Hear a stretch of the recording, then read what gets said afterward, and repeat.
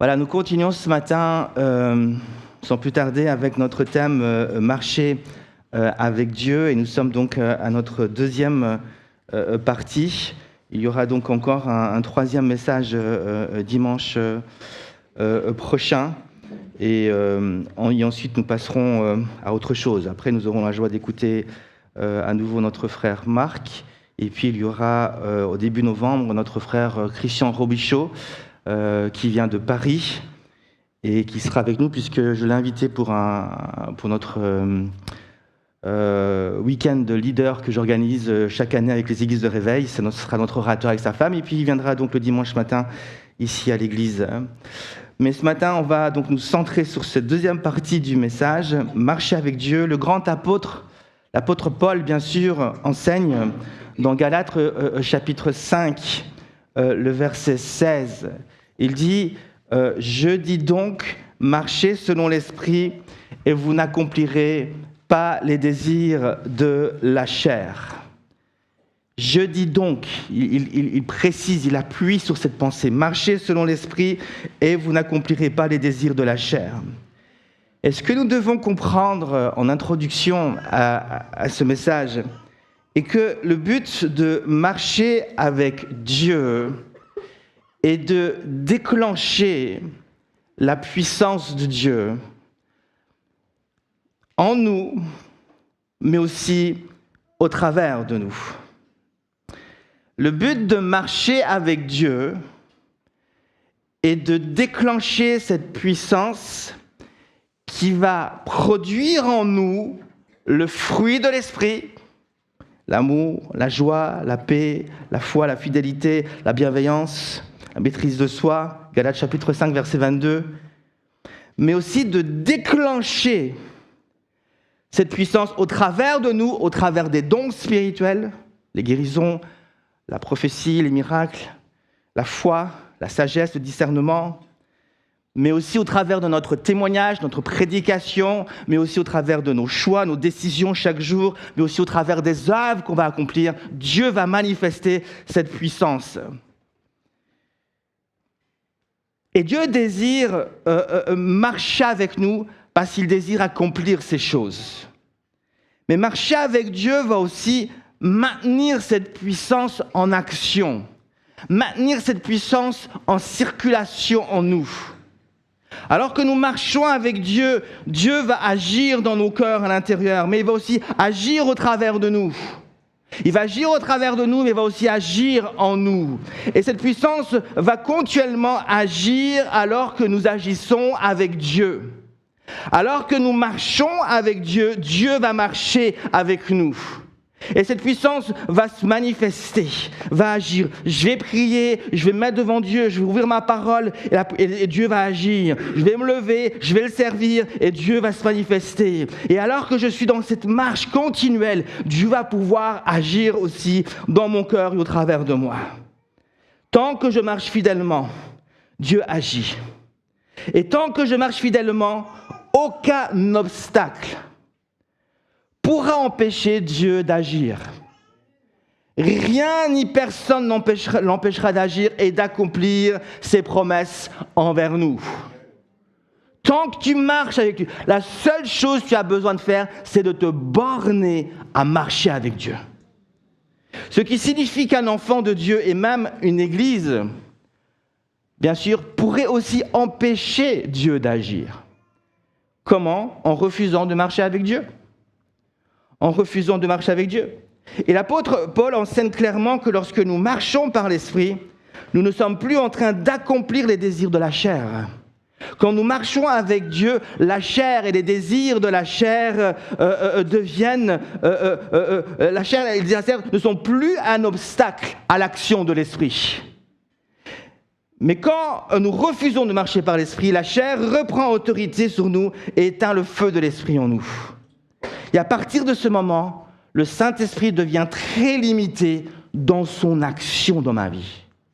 Et à nouveau, les œuvres de la chair reviennent, les désirs les désirs de la chair, nous sommes de nouveau attirés vers les choses de ce monde. Il y a de nouveau de l'incrédulité qui commence à naître dans notre cœur, des désirs, de la séduction, de l'envie, de la jalousie qui vient. Et toutes ces choses deviennent de nouveau une barrière à l'action de Dieu dans ma vie. Mais notre désir et notre volonté en tant qu'Église est de laisser Dieu agir le plus librement possible par son esprit, afin d'impacter notre société. Mais pour cela, nous devons marcher avec Dieu, je le répète, nous devons marcher avec Dieu. Maintenant, ayant dit cela, marcher avec Dieu requiert un élément extrêmement important. Et cet élément, vous savez ce que c'est? Cet élément, il s'agit tout simplement de la foi, de la confiance en Dieu. La foi va déclencher cette puissance en moi et au travers de moi. La foi va maintenir cette puissance dans ma vie en circulation, ce dynamisme de Dieu. Et nous allons donc étudier ce matin l'importance, mais aussi le rôle de la foi lorsque nous décidons de marcher avec Dieu. La foi est un peu comme une pédale d'accélération dans une voiture. Vous avez besoin de la pédale pour pouvoir avancer, à condition bien sûr que la voiture est en marche, que le moteur est en marche et prêt à libérer toute l'énergie pour faire avancer la voiture. Mais vous êtes d'accord avec moi que la pédale seule ne suffit pas à faire avancer la voiture, même si la voiture est en marche. Pour que la voiture avance, il faut qu'il y ait une personne, en l'occurrence le conducteur, qui décide d'appuyer sur la pédale. Et au moment où il appuie sur la pédale, aujourd'hui avec nos voitures, le frein à main va automatiquement s'enlever et le moteur va libérer cette puissance qui va permettre à la voiture d'avancer. Et de la même manière, lorsque nous plaçons notre foi en Dieu, il y a le même mécanisme qui se produit. La foi est un peu comme une pédale d'accélération. La foi seule, la foi, si je l'admire, elle ne me sert à rien. La foi est là pour que je puisse appuyer dessus, pour que je puisse placer. Je suis appelé à croire en Jésus, à croire en les paroles de Dieu. Et alors que je crois en ces paroles et que j'appuie sur cette pédale d'accélération, le Saint-Esprit qui est comme ce moteur puissant, et qu'il n'attend qu'une seule chose, c'est de libérer son énergie. Au moment où je mets ma foi en Dieu, le dynamisme de Dieu, la puissance de Dieu, la sagesse de Dieu, le discernement de Dieu, tout ce dont j'ai besoin est libéré dans ma vie et je peux avancer avec Dieu. La puissance de Dieu peut agir en moi. Alors que je mets ma foi en Dieu et que j'appuie sur la pédale, la puissance de Dieu se manifeste. Quand je place ma confiance en Dieu, les désirs de la chair en moi sont affaiblis par l'Esprit de Dieu. Sont affaiblis. Et il va y avoir cette puissance qui va venir et je vais être en mouvement. Et le Saint-Esprit va agir, mais mon cœur va agir. Mes pensées vont agir. Ma volonté va aussi agir. Tout sera secoué en moi. Mais mes émotions vont se centrer sur Dieu. Tout mon être va se centrer sur Dieu. Et à ce moment précis, mon corps devient un instrument entre les mains de Dieu. Mes mains, mes pieds, ma langue, ma bouche, tout devient un instrument entre les mains de Dieu. Voilà le rôle que la foi joue dans la vie d'un enfant de Dieu. Elle est ce qui déclenche le mouvement, la marche avec Dieu, mais elle est aussi ce qui va maintenir cette marche. Elle est ce qui va maintenir cette marche avec Dieu. Elle va permettre à la circulation, à la vie de Dieu, à la vie de Jésus de circuler en moi. Et ça va me rendre vivant, Jésus. Alléluia. Ayez foi en Dieu. Ayez foi en Jésus. Recherchez les choses de Dieu. Oh Seigneur, merci de nous aider. Nous allons donc parler de l'importance et du rôle de la foi. Lisons ensemble dans l'évangile de Jean, chapitre 21, le verset 15 à 22. J'ai juste mis la référence. Et je lis.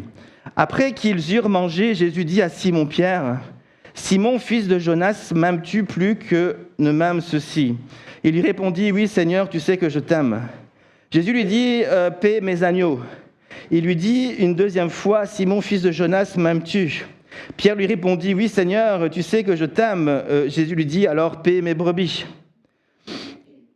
Il lui dit pour la 3e fois, « Simon, fils de Jonas, m'aimes-tu » Pierre fut attristé de ce qu'il lui avait dit pour la 3e fois, « M'aimes-tu » Et il lui répondit, « Seigneur, tu sais toutes choses, tu sais que je t'aime. » Jésus lui dit, « Paie mes brebis. En vérité, je te le dis, quand tu étais plus jeune, tu te saignais toi-même et tu allais où tu voulais. Mais quand tu seras vieux, tu étendras tes mains et un autre te ceindra et te mènera où tu ne voudras pas. » Il dit cela pour indiquer par quelle mort Pierre glorifierait Dieu.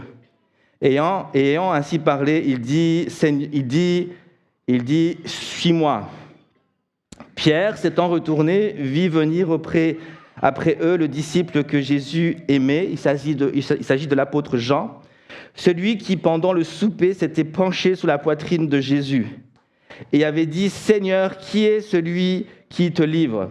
En le voyant, Pierre dit à Jésus et à celui-ci, donc il pointe le doigt vers Jean, « Seigneur, que lui arrivera-t-il » Jésus lui dit, « Si je veux qu'il demeure jusqu'à ce que je vienne, que t'importe ?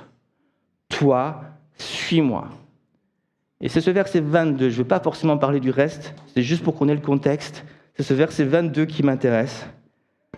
Jésus dit, « Toi, suis-moi. » J'aimerais que vous puissiez retenir cette simple pensée. Marcher avec Dieu, c'est suivre Jésus. Tout simplement.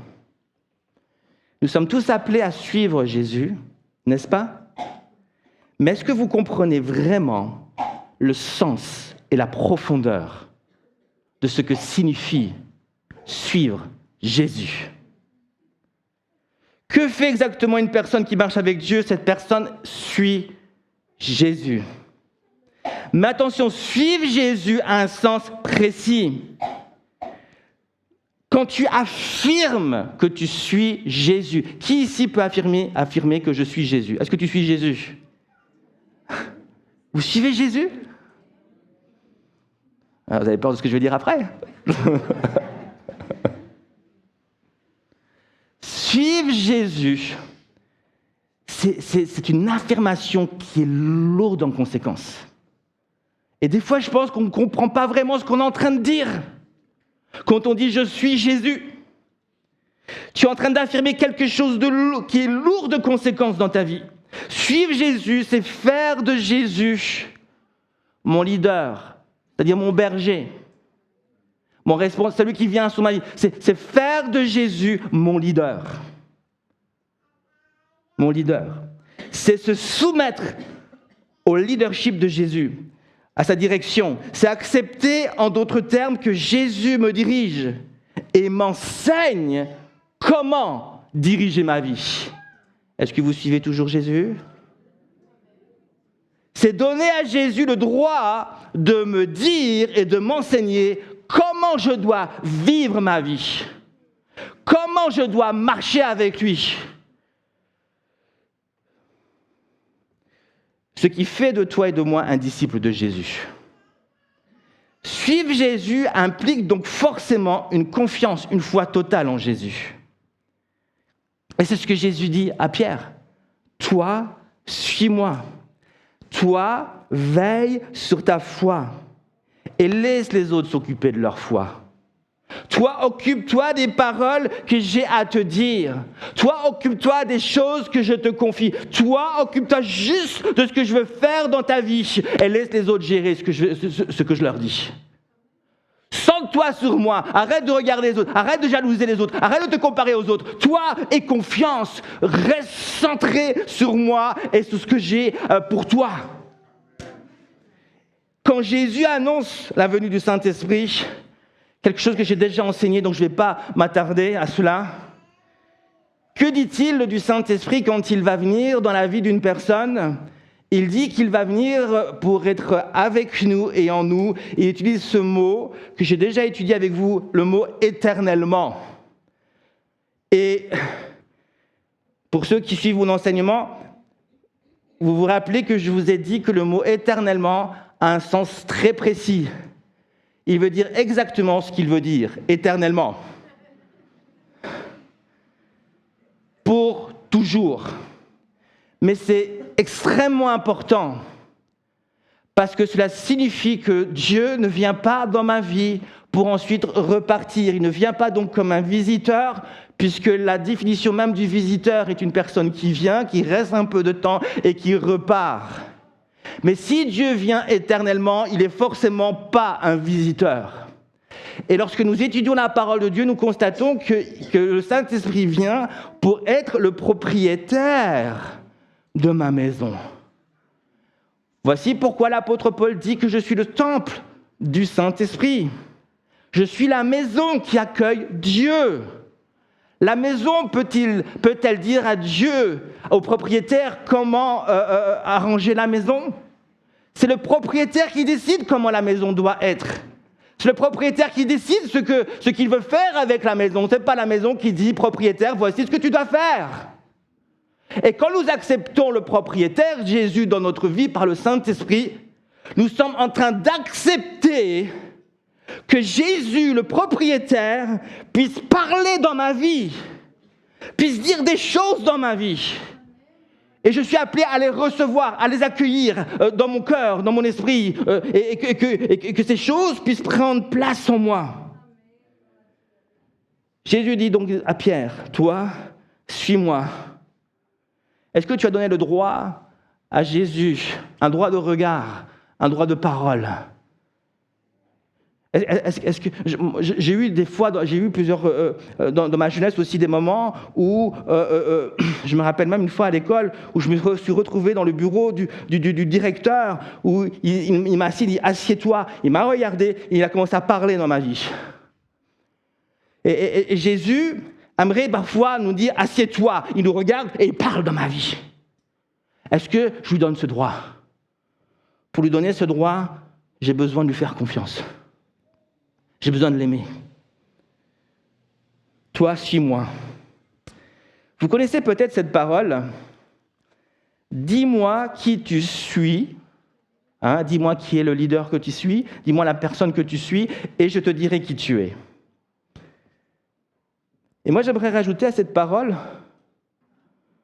montre-moi comment tu le suis et je te dirai le genre de confiance que tu as en celui que tu suis. Nous reconnaissons un disciple de Jésus à ce qu'il suit Jésus et qu'il suive l'exemple de Jésus. Un disciple suit Jésus, il suit l'exemple de Jésus, il laisse Jésus l'enseigner. Un Jésus a donc forcément confiance en Jésus. Et pour suivre une personne, il faut un minimum de confiance en cette personne. N'est-ce pas? Dans un couple, il faut un minimum de confiance, je dirais un maximum de confiance, mais il faut qu'il y ait de la confiance. S'il n'y a pas la confiance, est-ce que le couple va continuer de fonctionner ensemble? Est-ce que ce sera facile de suivre? Moi, ma femme me suit facilement parce qu'elle est tellement amoureuse de son mari que...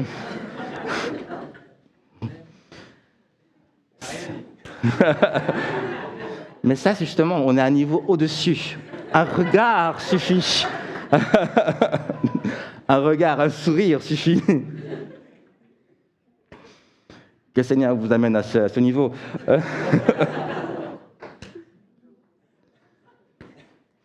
C'est lui, il m'a cherché.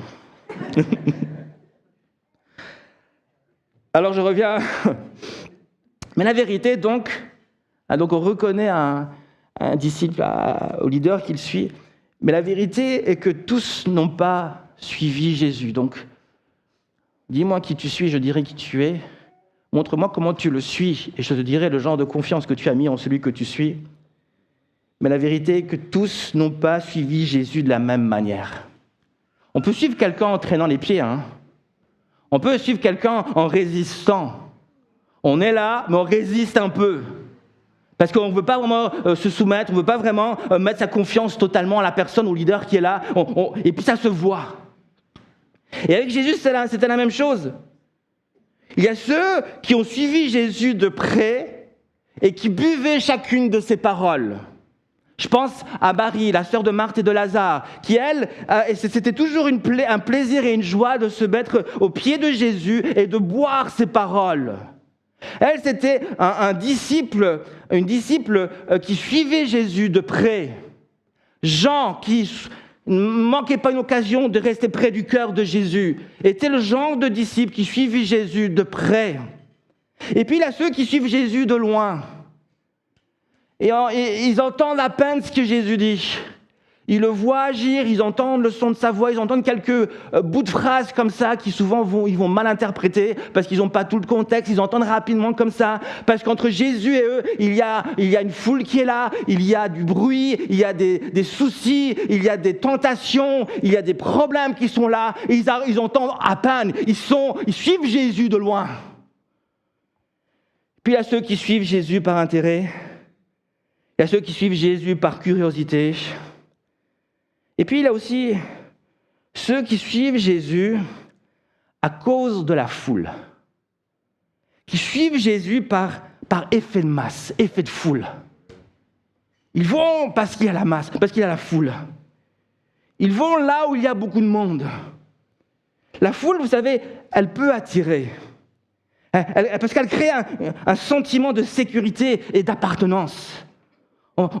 On a un besoin en tant qu'homme d'appartenir à un groupe, de s'identifier à un groupe, d'appartenir, de ne pas être rejeté, d'être accepté. Et dans Actes 19, verset 24, un certain Démétrius, un fabricant de statuettes, va soulever la foule contre l'apôtre Paul. Parce qu'il n'aimait pas la prédication de l'apôtre Paul. L'apôtre Paul, quand il prêchait, tous ces vendeurs et fabricants devenaient pauvres. Parce qu'ils n'allaient plus acheter ces idoles. Ils n'allaient plus acheter ces statuettes. Parce qu'ils prêchaient le Dieu de Jésus-Christ. Ils prêchaient la foi en Jésus-Christ. Et ce Démétrius va se plaindre. Parce que son business sera très mauvais, va devenir très mauvais depuis que l'apôtre Paul prêchait dans sa ville. Il va donc soulever la foule pour protester contre l'apôtre Paul. Et voici ce qui est dit. Acte 19, verset 32. Les uns criaient d'une manière, les autres d'une autre, car le désordre régnait dans l'assemblée. Et la plupart ne savaient pas pourquoi ils s'étaient réunis.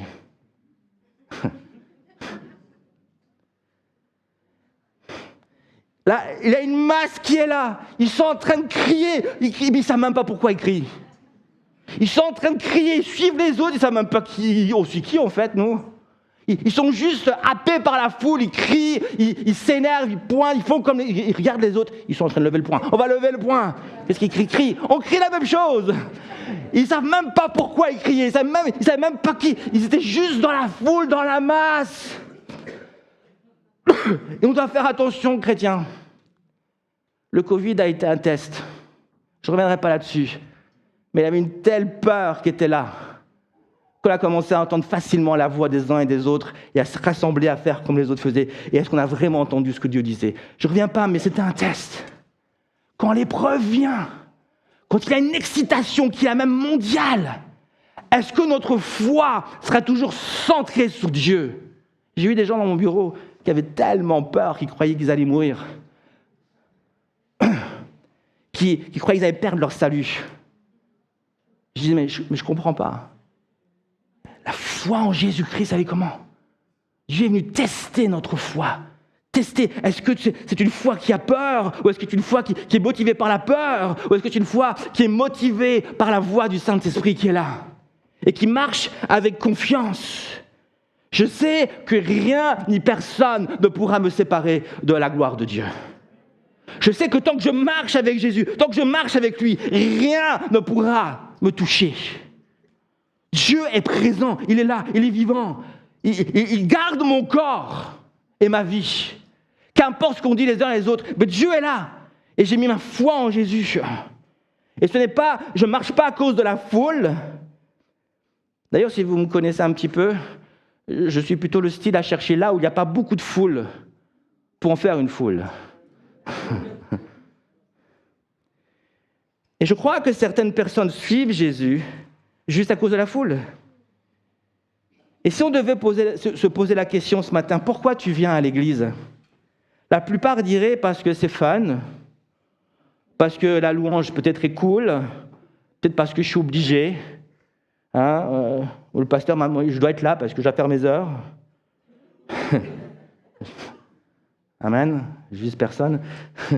Parce que, mais laisse-moi vous dire, moi, pourquoi je suis là. Ouais, je suis le pasteur, je suis obligé. Je suis là parce que je veux suivre Jésus avec mon frère et ma sœur, main dans la main. Je suis là parce que je crois en l'Église, je crois à ce que Dieu fait et je crois que Dieu nous a appelés à être ensemble, à impacter Lausanne, à impacter cette région, à impacter la Suisse, à impacter notre famille. Amen. Et Dieu est en train de faire quelque chose. Je voudrais vous dire aux aînés, nous sommes en train de préparer les jeunes à ça. Avec l'évangélisation, on est en train de préparer quelque chose. Il y a une vision qu'il a derrière, on veut aller plus loin. Ce que vous avez vu dernièrement, et c'était juste taste, comme on dit en anglais, un petit goût. Dieu veut faire bien au-delà. Bien au-delà. Et on a des jeunes ici qui sont tellement enflammés pour Dieu, qui veulent tellement avancer, que des fois, même moi, je suis un peu perdu à voir tout ce feu autour de moi. Et je remercie Dieu d'avoir aussi Paola et Mustapha avec moi, qui peuvent, ensemble, on essaie, et puis aussi l'équipe, là aussi Fiona, Sidoine, Naomi, on a un groupe de responsables aussi, on essaie vraiment d'avancer ensemble, et puis d'emmener cette jeune génération vraiment dans les œuvres de Dieu. La question donc est, tu dis que tu suis Jésus, mais comment le suis-tu vraiment ? À quel point as-tu confiance en Jésus ? Suis-je prêt de continuer de suivre Jésus, même si je ne comprends pas toujours ce qu'il me dit ou ce qu'il fait dans ma vie ? Les disciples n'ont pas toujours compris ce que Jésus était en train de leur dire. Les disciples n'ont pas toujours compris ce que Jésus était en train de faire. Dans Jean chapitre 6, par exemple, la foule qui suivait Jésus décide de lui tourner le dos et de l'abandonner. Il écrit dans Jean 6, 66, dès ce moment, plusieurs de ses disciples se retirèrent et ils n'allaient plus avec lui. Ça tombe bien, Jean 6, 66. Retenez ce verset. On n'est pas... À ce moment précis, alors que la foule commence à se disperser et à ne plus suivre Jésus, je crois que les 12 disciples de Jésus sont mis à l'épreuve. Ils voient cette foule qui commence à ne plus suivre Jésus. Certains s'arrêtent, ils partent en arrière. Et ça commence à parler, mais qu'est-ce que Jésus est en train de dire ? Jésus venait de dire, ma chair est une nourriture, mon sang est vraiment un breuvage, buvez mon sang, mangez. Ils ne comprenaient pas les paroles de Jésus. Ils ne comprenaient pas. Et puis, ils commencent à quitter Jésus. Et puis, ils disent, mais qu'est-ce qu'on va faire, nous ? Toute cette foule, toute cette masse, on était pendant un temps les disciples de Jésus, aux yeux de la foule, on était quelqu'un, on était célèbre presque, on était les disciples de Jésus. Soudainement, le vent tourne. On n'est plus aussi célèbre. Ils sont en train de quitter Jésus. Et Jésus va se retourner vers eux et va dire au verset 27, « Et vous, ne voulez-vous pas aussi vous en aller ?» Mes amis, j'ai connu, et vous aussi peut-être, ce que Jésus a connu à une échelle bien plus petite, mais je sais ce que ça fait de voir des personnes que nous aimons, des personnes en qui nous avons investi, pour qui nous avons prié, vraiment on a déversé notre cœur dans ces gens, puis à un moment donné ils s'arrêtent, ils disent on s'arrête, on s'en va. Restez avec toi Michel, on s'en va, on part. Des personnes même qui peut-être nous ont donné des couteaux dans le dos, nous ont trahis, qui ont dit des paroles derrière nous, et puis qui sont partis. En tant que pasteur, on vit aussi ce genre de choses. En tant que pasteur, des fois, et vous le savez, peut-être que vous êtes... Non. En tant que pasteur, il y a parfois des personnes, aussi, on peut vivre ce genre de choses où il y a parfois des critiques, où il y a parfois des choses qui sont dites en arrière, il y a parfois des paroles dures qui sont là derrière. Et parfois, peut-être qu'ils ont raison, mais même s'ils ont raison, ce n'est pas une façon d'agir. Et des fois, il y a des coupures, des divisions qui sont là, qui sont difficiles à vivre. Et Jésus se retourne vers ses disciples. Et vous, voulez-vous aussi vous en aller? Et Pierre va dire, au verset 68, « Seigneur, à qui irions-nous? Tu as les paroles de la vie éternelle. » Pierre ici est en train d'affirmer que s'il suivait Jésus, c'est parce qu'il avait confiance en Jésus. Il ne le suivait pas à cause de la foule, ou par intérêt, ou par curiosité, ou de loin. Il suivait Jésus car il reconnaissait en Jésus son leader, son Dieu, son sauveur, son Seigneur. Et ça ne dépendait pas de la foule. Quand il a reçu Jésus, c'était personnel. C'est personnel, c'est entre lui et Dieu. Et je ne suis pas là à cause des autres. Je suis là parce que je t'aime, Jésus. Voilà pourquoi je te suis. Et c'est toi qui me conduis jour après jour. Qu'il y ait du monde, qu'il n'y ait pas du monde, qu'on dise du mal, qu'on dise du bien de moi, ça ne changera rien. Je te suis. Car tu as les paroles de la vie éternelle. Alors vous pouvez continuer de me lancer des pierres. Vous pouvez continuer de dire des choses mauvaises, même des choses bonnes. Ce qui compte, c'est de suivre Jésus. Suivre Jésus. Tout cela nous enseigne que Jésus est venu sur la terre pour être un leader, le leader de ma vie. Et quel genre de leader est-il? Il est un roi. Il est un roi. Et quand un roi dirige, il exerce sa royauté.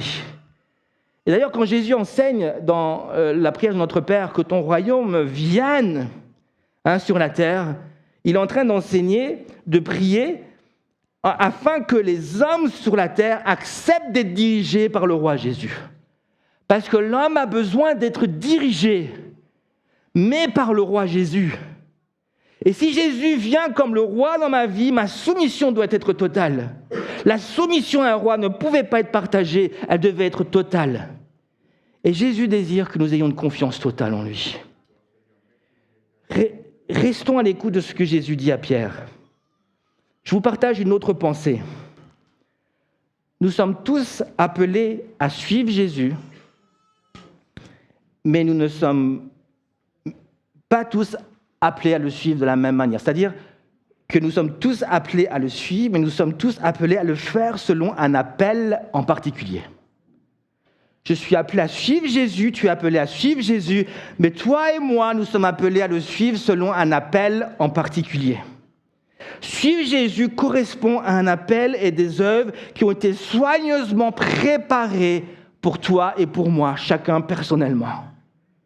Les œuvres qui ont été préparées pour moi ne sont pas les œuvres qui ont été préparées pour toi. Pourquoi? Car Dieu a préparé pour chaque homme un appel qui a été fait sur mesure pour lui. Ma vie n'est pas ta vie. Et peut-être que tu dis, ouf, j'en veux pas de ta vie. Et ta vie n'est pas la mienne. À cause de cela, ma femme ne sera jamais ta femme. Et c'est moi qui dis ouf là. Et je ne serai jamais le mari d'un autre. Peut-être certains disent, oh. Car ma vie, c'est ma vie avec tout ce qu'elle comporte. Et ta vie, c'est ta vie avec tout ce qu'elle comporte. Et chacune de nos vies est unique devant Dieu. Nous ne sommes pas appelés à faire du copier-coller, mais à servir ensemble, main dans la main, unis par l'Esprit dans l'appel qui est le nôtre. Alléluia, oui, je suis en train de... Merci. C'est pour le nez ou pour le visage? Merci.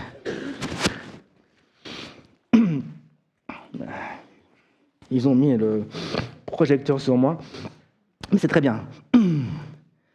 On n'est donc pas appelé à faire du copier-coller. N'attendez pas que l'autre fasse son travail pour faire le tien. Toi, fais ce que tu as à faire et laisse l'autre faire ce qu'il a à faire. N'attends pas que l'autre obéisse à Dieu pour obéir à Dieu. Ne juge pas l'autre et ne sois pas jaloux de ton frère. Mets ta confiance en Jésus. C'est rester centré sur Jésus et tout ce qu'il te donne à faire pour sa gloire. Pierre va donc apercevoir le disciple Jean, s'approcher de Jésus et va donc interpeller Jésus. Jésus, regarde Jean. Ok, j'ai entendu tes paroles, ça fait mal, mais c'est dur.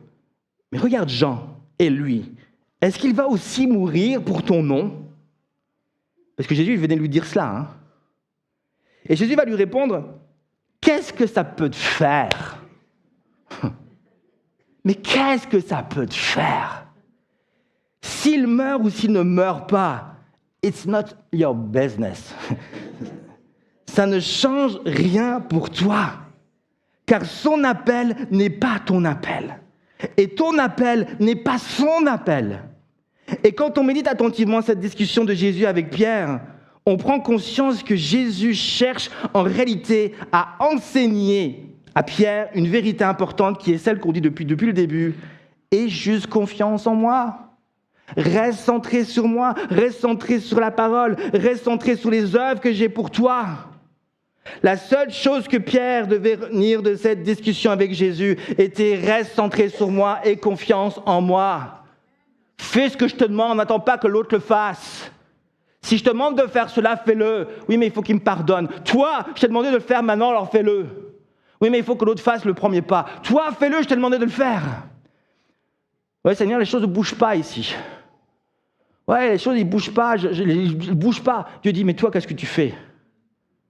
Toi, qu'est-ce que tu fais pour que ça change? Toi, qu'est-ce que tu fais pour encourager, pour supporter, pour vraiment amener quelque chose de différent? T'occupe pas. Cherche ma face. C'est le message que Jésus cherchait à faire passer jusqu'au plus profond du cœur de Pierre. Si tu veux marcher avec moi, aie une foi ferme et solide dans ma parole. Tu sais, j'arrive à toi à la fin, enfin presque.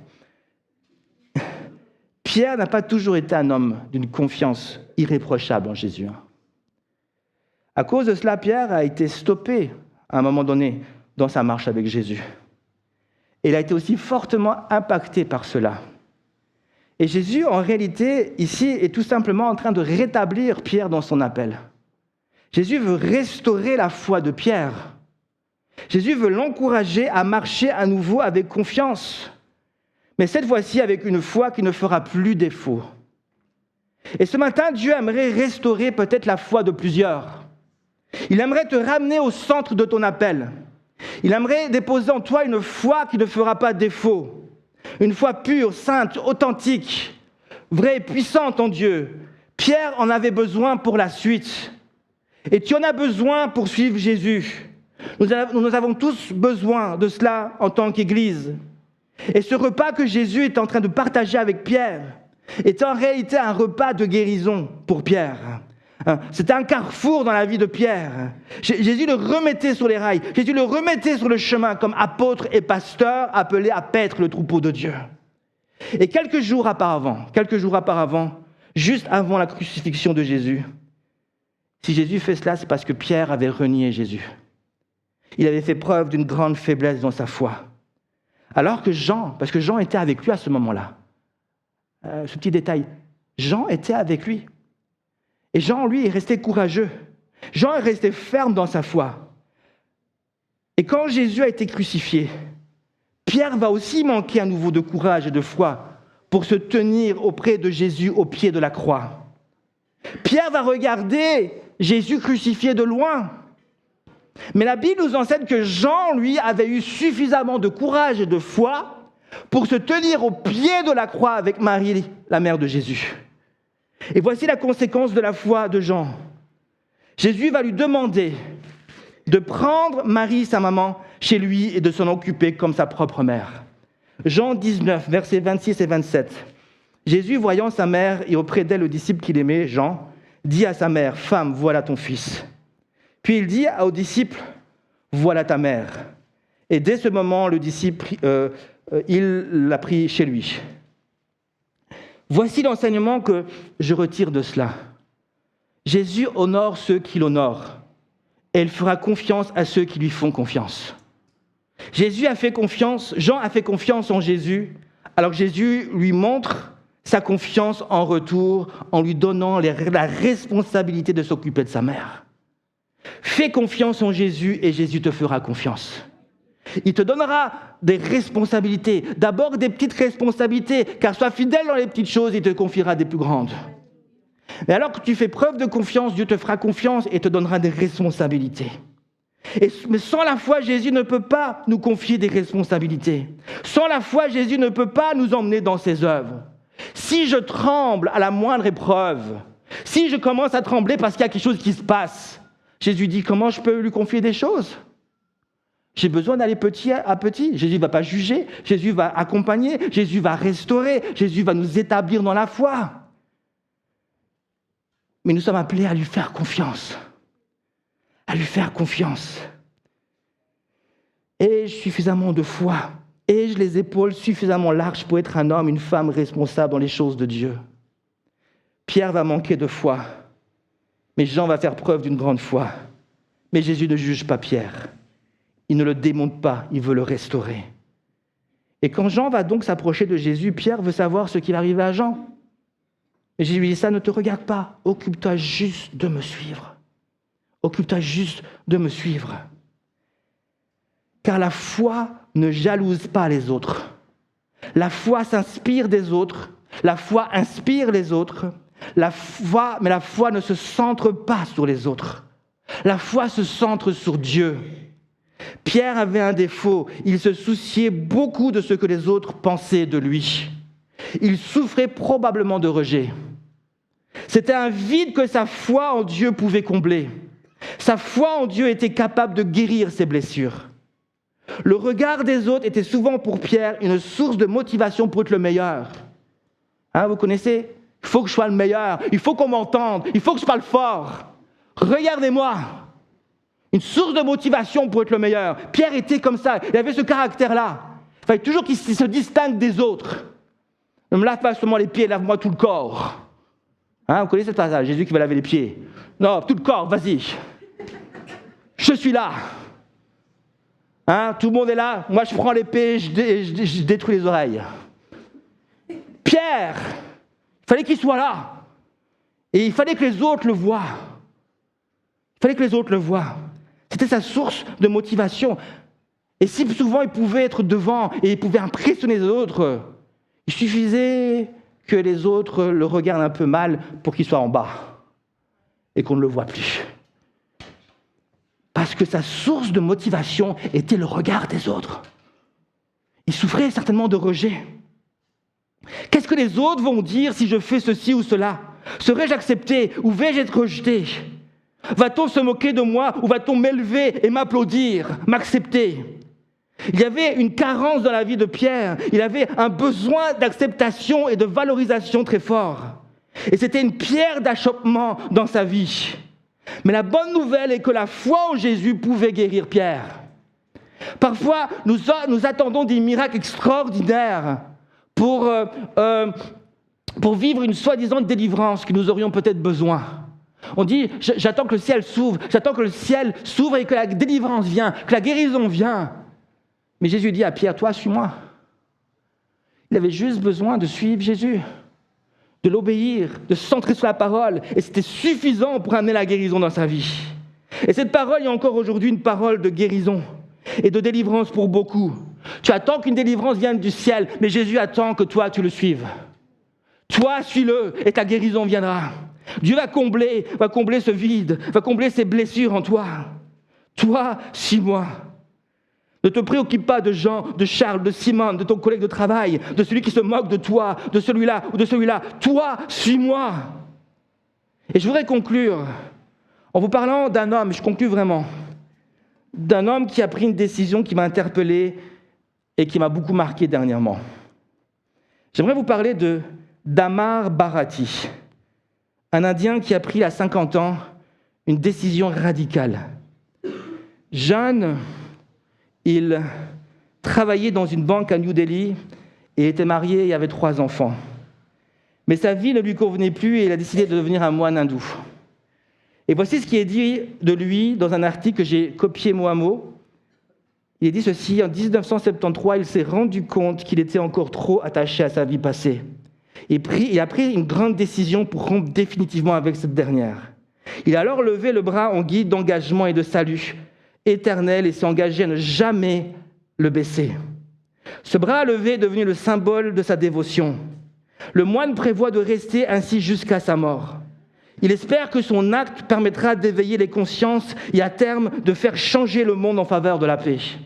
Je ne demande pas grand-chose. Pourquoi nous battons-nous entre nous? Pourquoi y a-t-il tant de haine et d'inimitié? Je veux que tous les Indiens vivent en paix. Je veux que tout le monde vive en paix, a-t-il répété pour appuyer son engagement. Voilà, cela fait 50 ans, 51 ans même, que cet homme a le bras levé. Et ce bras levé, maintenant il n'arrive même plus, bien sûr, si son bras casse.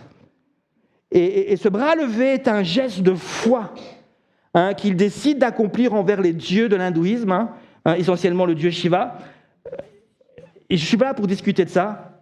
Alors la question n'est pas s'il a tort ou pas de faire cela. Ce n'était pas ma question. La question n'est pas est-ce complètement idiot de faire cela ou pas. On a tous notre avis là-dessus. Mon but n'est pas de juger cet homme, ni même de le plaindre, ou même de l'applaudir.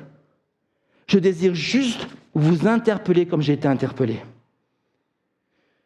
Cet homme a voulu pousser sa foi à l'extrême pour être une source d'inspiration pour les autres. Mais aussi au fond de lui, il a de l'espérance que ces soi-disant dieux l'entendent. Ma question est, jusqu'où nous, disciples de Jésus-Christ, sommes-nous prêts à pousser notre foi? Si cet homme qui ne connaît pas Jésus est capable de prendre une telle décision envers ces dieux, jusqu'où serons-nous capables de pousser notre foi en celui qui est mort à la croix pour nos péchés?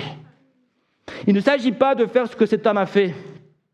La foi vient de ce qu'on entend, et ce qu'on entend vient de la parole de Jésus. Nous dit Romains 17. Pour un enfant de Dieu, disciple de Jésus, la meilleure manière de montrer que nous avons une foi engagée et ferme en Dieu, c'est de suivre Jésus de tout notre cœur, d'aimer Dieu et d'aimer notre prochain de tout notre cœur.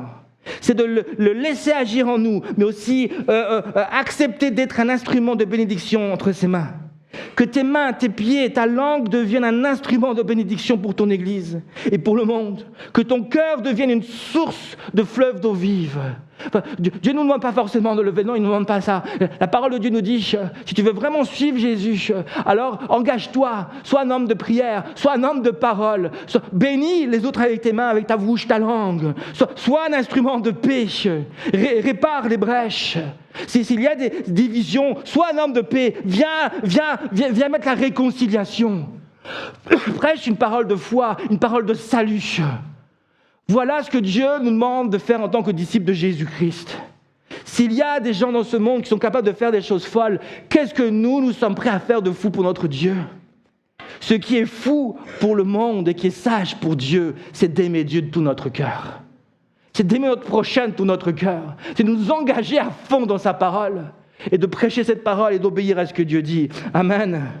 Je ne te demande pas ce matin de lever la main pendant 50 ans. Je te demande de suivre Jésus 50 ans et même plus encore. De le suivre jusqu'à la fin. D'un cœur droit, un cœur qui aspire à voir sa gloire. Alléluia Jésus. Et si nous nous levons les mains, c'est juste le temps de l'adorer et de le louer. Et de lui dire que nous l'aimons et qu'il est grand. On peut juste le louer un instant. Alléluia. Seigneur Jésus, nous voulons te suivre. Nous voulons te suivre de tout notre cœur. Seigneur Jésus, oui, nous voulons lever les mains, mais pour te louer et pour t'adorer. Seigneur Jésus, nous voulons aussi utiliser nos pieds pour aller annoncer la bonne nouvelle. Nous voulons utiliser notre langue, Seigneur Jésus, pour bénir et non pas maudire, pour construire et non pas détruire. Nous voulons, Seigneur Jésus, t'offrir notre cœur, non pas pour qu'il y ait des paroles mauvaises, des pensées mauvaises qui nous remplissent et qui en sortent, mais qu'il y ait des fleuves d'eau vive qui puissent y couler et jaillir de notre cœur. Seigneur Jésus, nous voici devant toi. Nous voulons nous offrir à toi, nous voulons nous engager envers toi, nous voulons marcher, nous voulons te suivre de tout notre cœur. Alléluia Jésus. Alléluia Jésus. Il y a eu ce repas avec Jésus et les disciples. Et Jésus va profiter de ce repas pour parler avec Pierre. Il a amené une parole de guérison dans sa vie. Toi, suis-moi. Il est en train de le restaurer. Je ne suis pas en train de te juger, Pierre. Ok, tu n'as pas été à la hauteur, là. Tu n'as pas réussi à tenir bon. Je ne suis pas en train de te juger, Père. Je suis juste en train de te restaurer. Parce que je crois en toi. L'appel qui est sur ta vie est toujours là. Et je te restaure dans ton appel.